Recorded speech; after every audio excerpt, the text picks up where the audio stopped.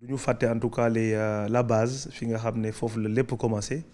fi nga xam ne daanaka moo tax tey si on est devenu quelqu'un dans ce pays. war nañ leen delloo njukkal bañ a fàtte en tout cas fi nga xam ne foofu lañ jógee moo tax tey may am mbégte vraiment pour accueillir Yeumbeul TV ici à l'Assemblée nationale du Sénégal muy une grande fierté. di ci wax aussi que ne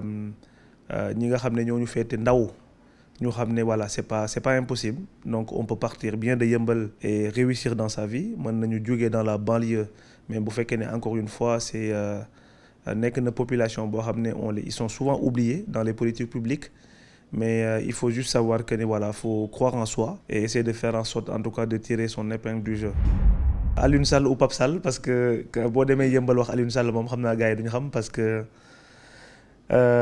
waa Yeumbeul Pape lañ gën a xam man maa ngi juddoo Yeumbeul quartier Xandaalu donc foofu laa grandir foofu la ñu doon footballé bi ñu nekkee xale donc j'ai fait mes premières humanités comme je disais à l'école Abdoulaye Diop marin après ça a été CM Momar Marème Diop après ça a été Limamou Laye donc cycle scientifique la yàlla def ñu am voilà une préinscription pour aller faire au fait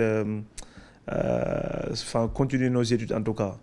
ba yàlla dogal na en tout cas sur cet aspect-là man je suis ingénieur de formation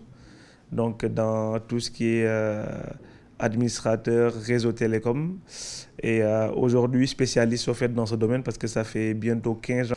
donc et aujourd'hui je suis directeur de projet dans une grande banque en France di yëngatu ci lépp li nga xam ne mooy sécurité réseau. Ousmane Sonko comme je dis bi ñu nekkee France nekkoon na koo xam ne en tout cas dañu doon échanger par médias interposés notamment sur Facebook. Parce que man personnellement je ne connaissais pas Ousmane Sonko. Il y a un ami qui est un natif de Yeumbeul en plus qui s'appelle Thierno Mountaga Sarr xam naa suñu dégloo ça va lui faire bizarre et pourra confirmer mes dires. dañu doon waxtaan à chaque fois dañ doon toog sama kër di tous les week-ends di wax Sénégal nan la ñuy def pour apporter et cetera. benn bés mu ñëw ne ma je vois un gars boo xam ne mi ngi wax télé c'est un inspecteur des impôts Sénégal mais waxtaan yi ñuy waxtaan fii ñun tous les samedis moom waxtaan boobu lay wax quoi. donc mu ne ma xaaral ma envoyé les vidéos nga xool bi ma envoyé vidéo effectivement ma gis des discours et cetera c'est là je me suis dit tiens ce gars là franchement lu muy wax nii loolu la ñuy wax mais est-ce que après j'ai pris contact sur internet. ñu commencé waxtaan par médias interposés Facebook et cetera mais ba jour bi ñu koy rajee nag ça fait un déclic parce que jour boobu noonu yàlla xam na ne man dafa mel ne man la ñu rajee et ñi nga xam ne ñoom la ñu àndaloon aussi ku ci nekk même perception boobu nga am parce que on s'est dit que ne ñun peut-être que bu ñu nekkoon Sénégal amoon liggéey comme moom on aurait subi à peu près le même sort que moom. ci loolu nag ñu waxee nag non là non seulement on avait des idées à faire valoir pour que Sénégal mën a jëm kanam mais derrière il faut ki nga xam ne tamit dañ ko dàq injustement ñun ban taxawaay la ñu mën a am pour apporter notre soutien et je xam naa même bu fekkee ne président Ousmane Sonko dina lire kii bi ça va lui faire bizarre bu seetaanee li nga xam ne moom la ñuy def parce que sentiment bi ñu njëkk a animé bi loolu amee mooy jéem a ouvrir une cagnotte xool nan lañ koy dimbalee je me rappelle très bien il y avait 40 personnes qui avaient donné de l'argent à hauteur à peu près de 3000 €. C'est moi qui avais ouvert la cagnotte mooy cagnotte bi ñu njëkk a tijji dans la diaspora pour dimbali Ousmane Sonko suite à sa radiation te lu ñuy wax rek ne nit ki parfois doo ko xam mais ci ay actes yi muy posé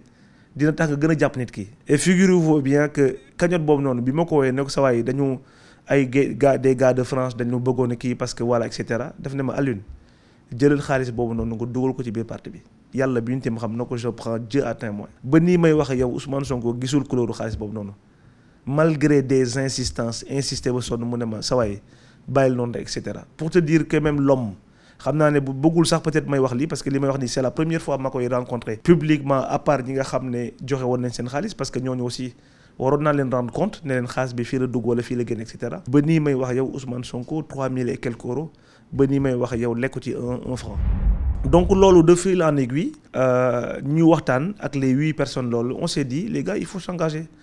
donc ci la ñu waxee pourquoi pas mettre ce parti-là en France. on était dans une chambre fermée 8 personnes la ñu woon 8 personnes ñu commencé rédiger des statuts et cetera ba nii 7 ans après Pastef France compte plus de 7000 adhérents encartés. Pour vous raconter même une anecdote, je me rappelle maintenant am ànd ak sam benn xarit bu ñuy wax Isidore Diouf qui aujourd'hui gère l'IT au niveau de Pastef France ak ñeneen bureau Oloba et cetera bi ñu demee Bercy enfin demuñu woon Bercy pour dugg fecc mais dañu demoon pour tracter pour distribuer ay tracts bi ñu demee ci buntu bi noonu di wër di tracter am na ay collègues